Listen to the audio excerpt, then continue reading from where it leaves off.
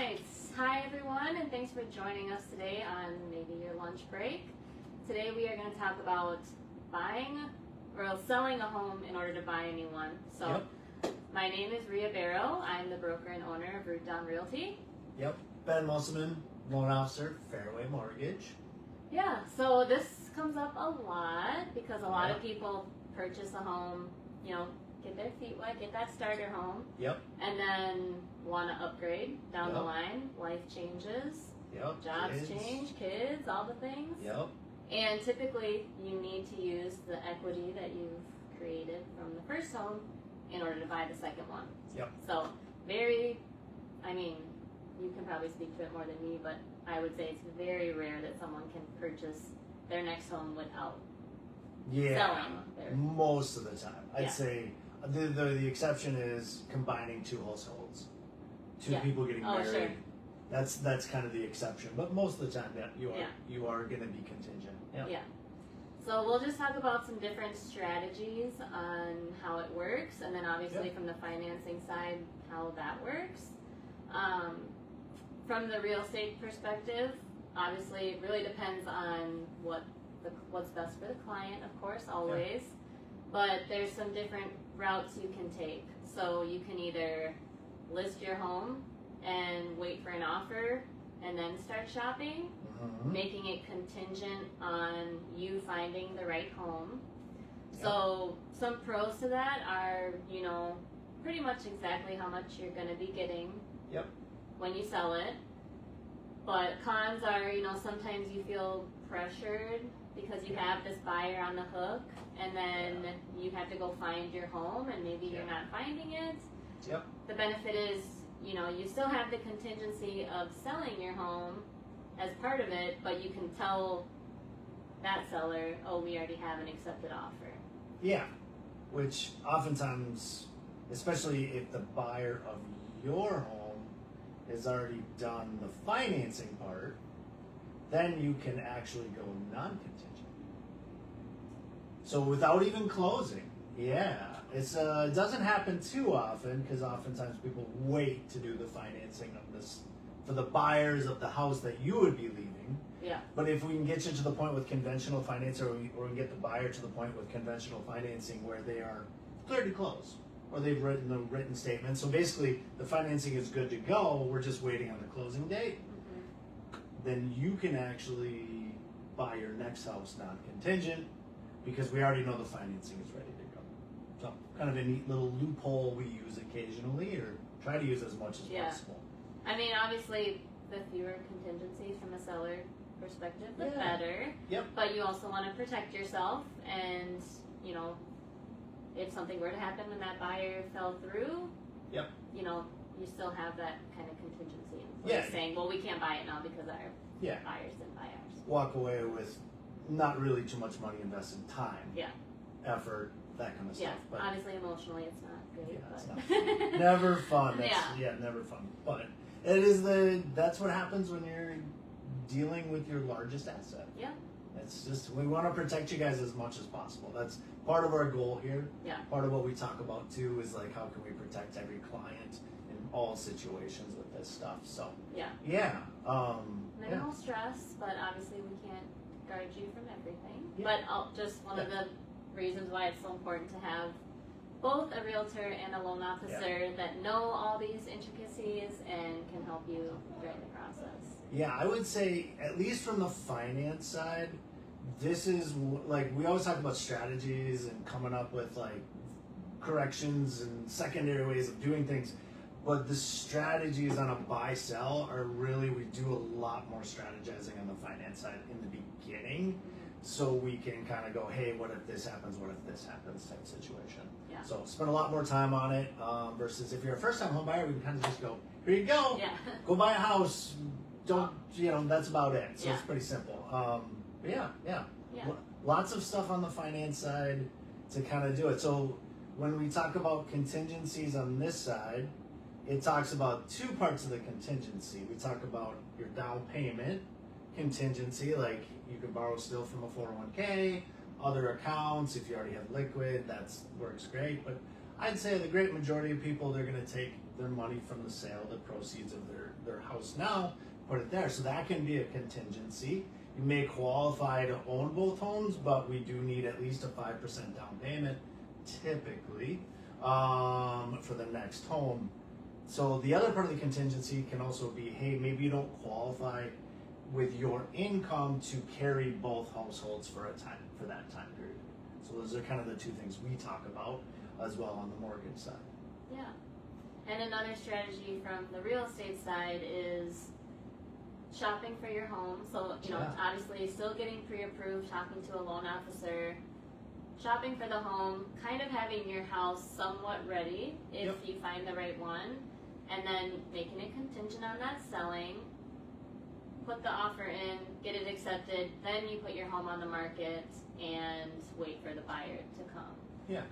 Sometimes, depending on the market, you may want to be a little more competitive because the goal is obviously to always get as much money as you can when you sell. Yeah. But, if purchasing the new home is more important, then maybe you make your home a little more competitive just to get that many more buyers and offers.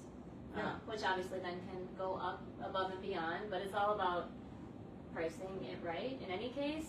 And what I do for sellers is come through, evaluate the home, provide a net sheet that shows if we listed at this price, based on the mortgage that you have to pay off and all the other expenses that come with selling, which, most are unavoidable in terms of deed tax to the state and water bills and all those things, of here's how much cash you can expect to walk away with. And then that can help you also determine, how much you're going to put down on the next house and that type of thing. But that strategy can be helpful because then you can shop, you have your home that you're still living in and, find the right one and really wait for the right one. Yeah. And then have the house ready to sell. Some people though, are like, well, I want to sell it and I'm going to rent until I find the next one. I mean, that's always an option too, but then you're spending money on rent instead of paying down your mortgage while living in it. So that's not necessarily one I recommend, but it's always up to the client. In a perfect world, if we can get it so you sell your house, the closing for the sale of your house is Monday at 8 a.m. and then the buy is Monday at 11 a.m. Go have breakfast in between, come back, do a bunch of signing, and you're good. Yeah. One question I have for you, since we're talking about improving your house. So I've lived in my house for 4 or 5 years now. It's a nice house, but just thinking like basic updates that I could do or the average homeowner would do that would have like a good ROI on just improvements. Like, what do you think? Well, it's funny, the number one ROI improvement is actually your front door. Really? Like studies The front always door? show, the front door, that you will get all that back. Obviously dependent, if you're putting in like a, $6,000 door, are we going to increase it by that amount? Not necessarily, but with the curb appeal and that type of thing. Actually, insulation is a big one because it helps with overall utilities and efficiency. So that one you see a lot of ROI just as a homeowner because your utility bills tend to go down because your home is better insulated. So it's not one that a buyer is walking in and going, oh my, well, this must be a well insulated house. But some buyers do notice that type of thing. But in terms of, cosmetic things that you can do, definitely flooring. I usually say, kind of wait until you're gonna sell. Like if you have pets and stuff, you don't want to put in new flooring and then your pets.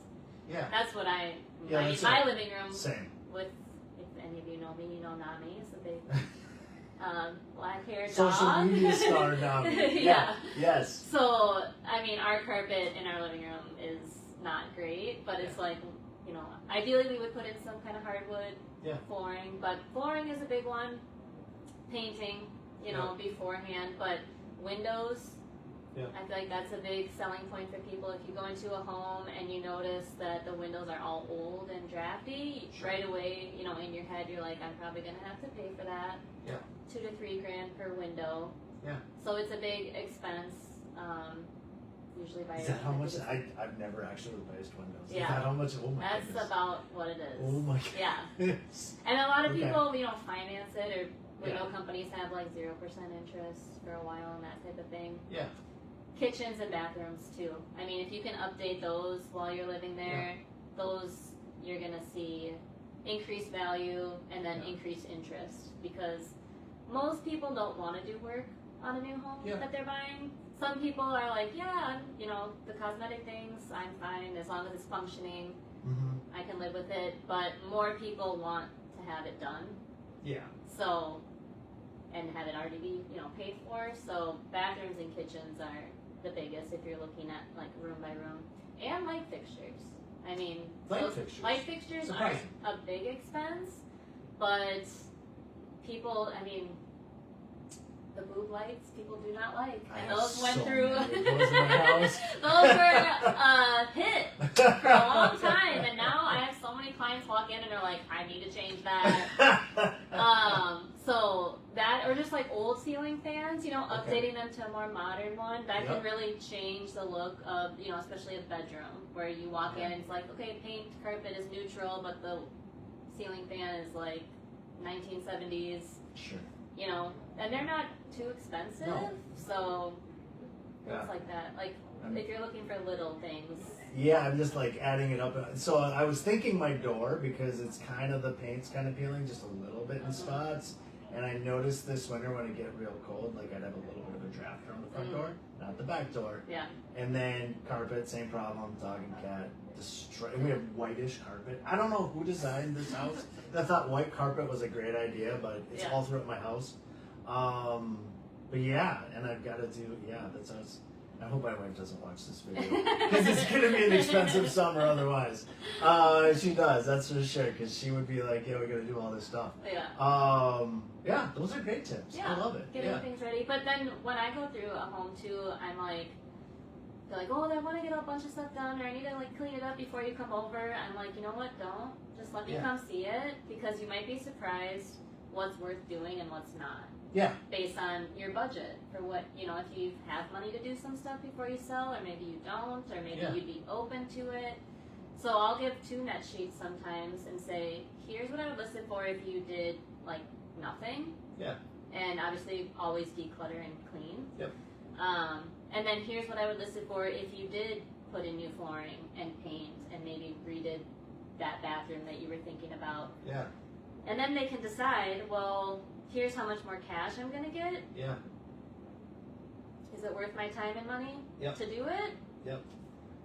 So that can be helpful too. That's amazing that you do that. Like, I don't know how many realtors would go, hey, if we do this versus this, and these would be the 2 options. Because that takes extra time for you. Yeah. To like figure out both solutions after looking at the property and just kind of go on. Because, I'm in mortgages. I deal with real estate all the time. I have no idea. I have 0 clue about that kind of stuff. Well, it's what I would want. Yeah. So I'm like, treat others how you want to be Yeah. treated. I'm like, I would want to know, because our house is 80s, and a lot of stuff is not.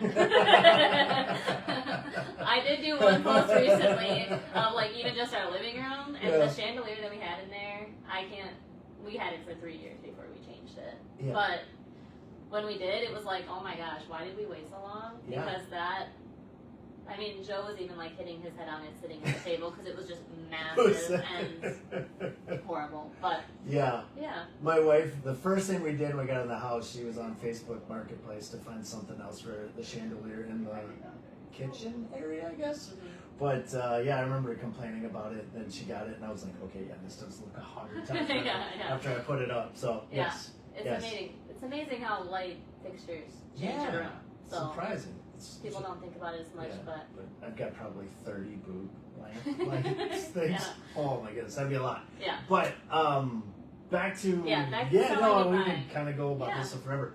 But it's on the mortgage side, a couple of things you can do to maybe get some money to before you sell your property. So you could get a home equity line of credit if you're pretty good credit and you've got at least 20%, 25% equity, 20% equity. That's a good solution. Very inexpensive. Can take a little bit. Like we can do them in about a week. Most lenders, month, 5 weeks. Sometimes you have to do an appraisal, sometimes not. Very simple. You just get your money, here you go, off and running, do your repairs.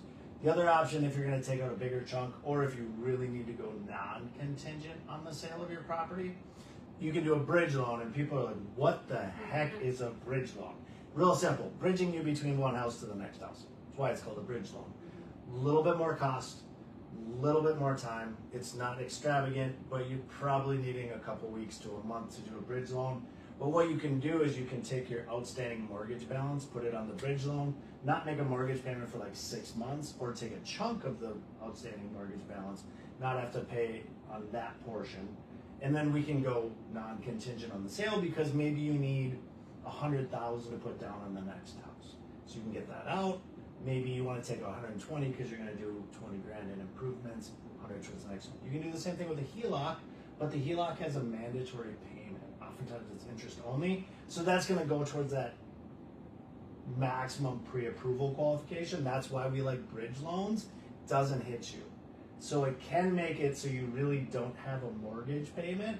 So you qualify for whatever the max is. So if you're kind of really going to the top of your budget, might be a way of going there and going non-contingent. Yeah, so I've had a couple people utilize those over the years because it just worked well for them. You know, people too that just whatever is happening at their current home, they really just feel best buying something, moving a lot of the stuff over, and then being out of that one and selling it. Yeah, and but not for everyone. No, and not for many. No, it might cost you $4,000, depending on how much you're taking out to do the bridge loan. In my experience, like buying and selling a few houses now, man, was it nice to buy the new house, then sell the old house. Yeah. That was ideal. I've done it both ways. I mean, it's definitely ideal for anyone just because you're not doing so many things at once. Yeah. But realistically, most people, do it all at once. Yeah. And it's fine. And if you have a good realtor, then helping you navigate the timeline, when to have things ready. I go in and take photos with my photographer and get the house ready and that type of thing. But if you have, a lot of kids, a lot of pets, sometimes it's like, if I can pay a little extra and make it work to buy that one and then sell, then I don't have to worry about leaving for showings and all that type of stuff. Yeah, and there's a couple other options out there to do something similar. But yeah, it can be a little complicated, a little confusing in the beginning, but that's why we spend that extra time on the strategy. Yeah. And having a great realtor on your side that explains it and is really there. The other nice thing, so lots of what we like to talk about quite a bit is speed and efficiency on the finance side. So where it hugely benefits you is if you are buying and selling. Because if you get an offer and you're like, hey, I'm going to close, in 2 months on or before, then you find the next house like 2 weeks later, I can close that next buy in 2 weeks. So then you can move everything up a month sooner, so then the sellers will be more likely to take that offer because they want to sell their house to be able to buy the next house. So that domino we have talked about before and with these other videos, that's where that speed and the efficiency really is a benefit. Yeah. And I've found to just in all cases, but especially when there is a domino happening, which is pretty common because you're moving up and that person's maybe moving down. Yeah. Or moving even farther up. Yeah. Having a local loan officer who can call that other agent and really instill confidence that they're getting it done, they know the Minnesota contracts. Yeah. The out-of-state ones, obviously it's up to the client who they want to use, but it makes it go so much easier and for everyone. Yeah, and for how many people are in this industry, it's really a small group of people that are actively doing this full time. Yeah. So name recognition, branding, that kind of stuff. You'd be shocked at how many people we both know in the industry, and that helps you get offers accepted for sure. Yeah. Reputation. Yeah. So yeah. Should we see if we have any questions? Yeah, I think that's a good spot. Anybody watching? Let's see. No questions. No questions yet. That's okay, guys. If you've made it this far watching, please ask questions after the fact. You can still post questions. Call us. Yes, we will answer them. That's what we're here for. I don't charge anything for questions or pre-approvals or anything. Yeah. It's all free knowledge, guys. It's just, let's help you. Yeah, that's what we're here for. So yeah, I mean, even after the last one, I had someone call me that missed a little bit, but Heck yeah. sent in to you. But yeah, reach out, Facebook. Yeah, anything. Instagram, whatever we can do to help, guys. And the market is heating up. It is gonna be. Seems like it's gonna be hotter than it has been the last couple of years, at least what I'm seeing. But we'll see how it plays out. Yeah, you never know. So, it definitely feels like the spring market is getting pushed a little more, but it's definitely starting to happen. It's supposed to be 70 degrees on Sunday, so like a lot of people will be out looking at homes. Yeah. But then I'm sure in 2 weeks we'll have a snowstorm. So. Yeah. Well, we're gonna pay for a 70-degree day. Yeah. 2 feet of snow incoming. I'm sure. In April or May. Yes, 100%. Exactly. Yeah. So thank you for joining us. Hope you found this helpful. Next time we're going to talk about new construction, which I know a lot of people have a lot of questions about on both sides. So stay tuned for that. And of course, reach out to us if you have any questions. Yeah, whatever we can do to help. Thank you for joining us. Yeah, enjoy your day. Thanks.